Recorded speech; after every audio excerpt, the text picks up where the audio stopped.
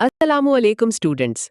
आज हम MGT 503 का लेसन 7 और 8 स्टडी करेंगे और फोकस होगा क्लासिकल व्यू ऑफ मैनेजमेंट पर। तो चलिए शुरू करते हैं। क्लासिकल व्यू पॉइंट मैनेजमेंट का एक पुराना लेकिन बहुत इंपॉर्टेंट अप्रोच है। सिंपल वर्ड्स में इस अप्रोच ने ये समझाने की कोशिश की कि ऑर्गेनाइजेशन को ज्यादा बेहतर, ज्यादा एफिशिएंट और ज्यादा ऑर्गेनाइज्ड कैसे बनाया जा सकता है। इस क्लासिकल व्यू पॉइंट को 3 हिस्सों में समझा जाता है: साइंटिफिक मैनेजमेंट, ब्यूरोक्रेटिक मैनेजमेंट और एडमिनिस्ट्रेटिव मैनेजमेंट। आज हम इन तीनों को स्टेप बाय स्टेप समझेंगे ताकि क्लियर हो जाए कि मैनेजर्स और वर्कर्स का रोल किस तरह सोचा गया था। साइंटिफिक मैनेजमेंट का बेसिक आइडिया ये है कि हर जॉब को अंदाजे से नहीं बल्कि साइंस के मेथड से किया जाए, यानी काम को ऑब्जर्व करो, स्टडी करो और फिर उसका वन बेस्ट वे ढूंढो। यहाँ इंपॉर्टेंट बात यह है कि इस अप्रोच का गोल सिर्फ काम करवाना नहीं था। गोल ये था कि काम कम टाइम में, कम वेस्ट के साथ और ज्यादा एफिशिएंसी के साथ हो। सोचो, अगर 2 लोग एक ही काम कर रहे हों लेकिन एक अननेसेसरी एक्स्ट्रा स्टेप्स ले रहा हो तो नेचुरली उसकी स्पीड कम होगी। साइंटिफिक मैनेजमेंट कहता है कि एक्स्ट्रा स्टेप्स हटाओ और बेस्ट मेथड चूज करो। इसी वजह से ये अप्रोच उस जमाने में बहुत इंपॉर्टेंट समझी गई, क्योंकि इससे प्रोडक्टिविटी बढ़ सकती थी और मुल्क का स्टैंडर्ड ऑफ लिविंग भी इंप्रूव हो सकता था। फ्रेडरिक डब्ल्यू टेलर को साइंटिफिक मैनेजमेंट का फादर कहा जाता है। उन्होंने बेथलेहेम स्टील में काम करते हुए ये ऑब्जर्व किया कि कई वर्कर्स अपनी फुल कैपेसिटी से काम नहीं करते। इस प्रॉब्लम को उन्होंने सोल्जरिंग कहा, यानी जानबूझकर धीरे काम करना।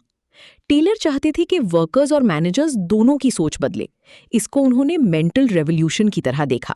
उनका कहना था कि मैनेजर का काम प्लानिंग और कंट्रोल करना है, जबकि वर्कर का काम सही मेथड के मुताबिक काम परफॉर्म करना है। उनका पिग आयरन एक्सपेरिमेंट बहुत मशहूर हुआ।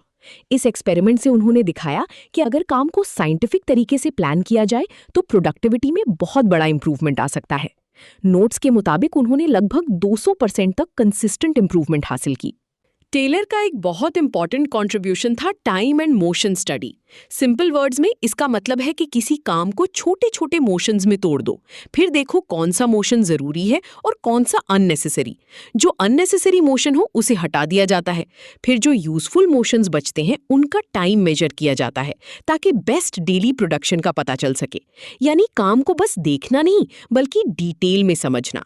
एक छोटी सी एग्जाम्पल से समझो, अगर कोई वर्कर बार बार झुककर टूल उठाता है फिर वापस सीधा होता है तो ये एक्स्ट्रा थकान भी क्रिएट करेगा और टाइम भी जाया करेगा। अगर टूल को पहले ही सही जगह रख दिया जाए तो मोशन कम होगा, थकान कम होगी और स्पीड बेटर होगी। यही टाइम एंड मोशन स्टडी का प्रैक्टिकल फायदा है। आप टेलर के 4 प्रिंसिपल्स को एक ग्रुप की तरह समझते हैं।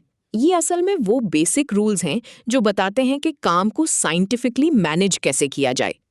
पहला प्रिंसिपल ये है कि टास्क के हर पार्ट को साइंटिफिकली स्टडी करो और उसे करने का बेस्ट मेथड डेवलप करो, यानी पुरानी आदतों पर डिपेंड मत करो। दूसरा प्रिंसिपल कहता है कि वर्कर्स को केयरफुली सिलेक्ट करो और फिर उनको उस साइंटिफिक मेथड के मुताबिक ट्रेन करो। सिर्फ बंदा रख लेना इनफ नहीं, उसको सही तरीके से सिखाना भी जरूरी है। तीसरा प्रिंसिपल ये है कि मैनेजर्स और वर्कर्स फुल कोऑपरेशन के साथ काम करें ताकि प्रॉपर मेथड फॉलो हो। और चौथा प्रिंसिपल ये है कि वर्क और रिस्पॉन्सिबिलिटी को डिवाइड किया जाए। मैनेजमेंट प्लानिंग करे और वर्कर्स एग्जीक्यूशन करें। इस तरह रोल्स क्लियर हो जाते हैं और कंफ्यूजन कम होता है। साइंटिफिक मैनेजमेंट सिर्फ टेलर तक लिमिटेड नहीं था। फ्रैंक और लिलियन गिलब्रेथ ने भी इस फील्ड में बहुत इंपॉर्टेंट काम किया। उन्होंने अननेसेसरी मोशंस को एलिमिनेट करने और टास्क फटीग यानी काम की थकान को कम करने पर फोकस किया। उन दोनों ने टाइम एंड मोशन स्टडी को और रिफाइन किया। उन्होंने हैंड, आर्म और बॉडी मोशंस के लिए एक वोकैबुलरी भी दी जिसे थर्बलिग्स कहा गया। इससे मोशंस को और डिटेल में समझना पॉसिबल हुआ। लिलियन गिलब्रेथ ने वर्कप्लेस साइकोलॉजी पर भी काम किया और उनकी किताब द साइकोलॉजी ऑफ मैनेजमेंट इस फील्ड की अर्ली इंपॉर्टेंट बुक्स में से थी। फ्रैंक ने अपनी कंस्ट्रक्शन कंपनी में मोशन स्टडीज यूज करके प्रोडक्टिविटी को अपनी कंपेटिटर्स के मुकाबले में नियरली 3 टाइम्स बेटर दिखाया। हेनरी एल गैंट भी टेलर की क्लोज एसोसिएट थे। उनका गैंट चार्ट प्लानिंग, शेड्यूलिंग और कंट्रोलिंग के लिए बहुत फेमस हुआ। आज भी मैनेजर्स इस तरह की टूल्स यूज करती हैं। इससे ये पता चलता है कि साइंटिफिक मैनेजमेंट के आइडियाज अभी तक प्रैक्टिकल वैल्यू रखते हैं। अब हम साइंटिफिक मैनेजमेंट से थोड़ा आगे बढ़ते हैं। साइंटिफिक मैनेजमेंट ज्यादातर जॉब और वर्क मेथड पर फोकस करता था। ब्यूरोक्रेटिक मैनेजमेंट का फोकस ऑर्गेनाइजेशन की स्ट्रक्चर पर था।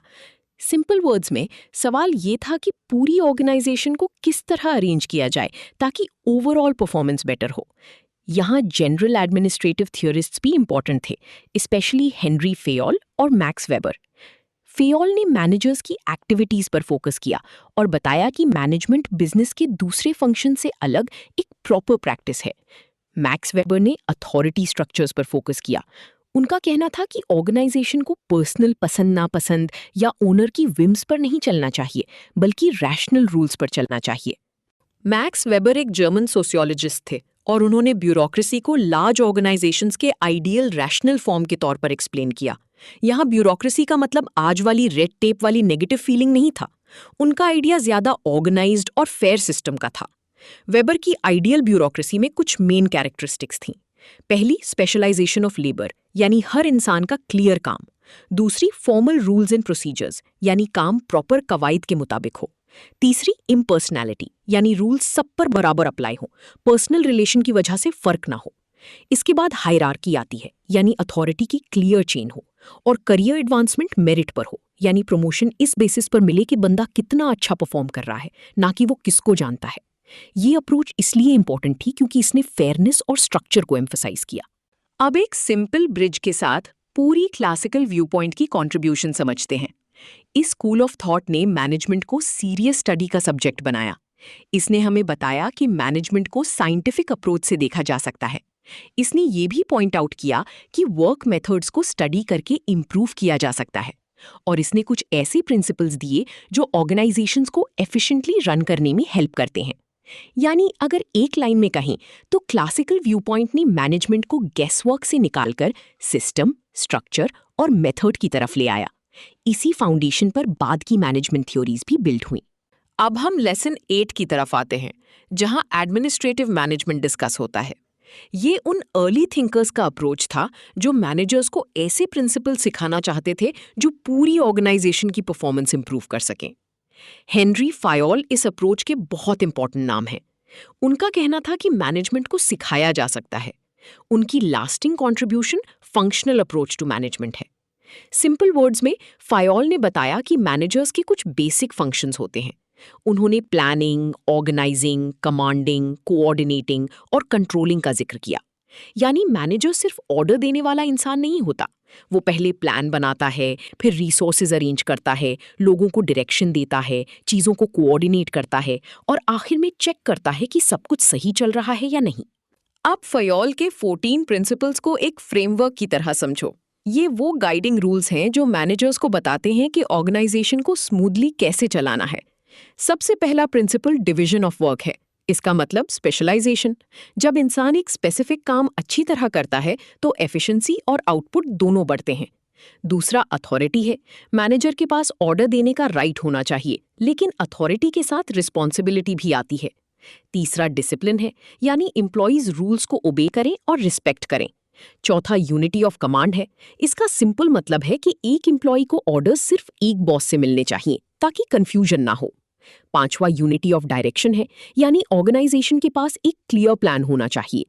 छठा प्रिंसिपल ये कहता है कि इंडिविजुअल इंटरेस्ट को जनरल इंटरेस्ट पर डोमिनेट नहीं करना चाहिए।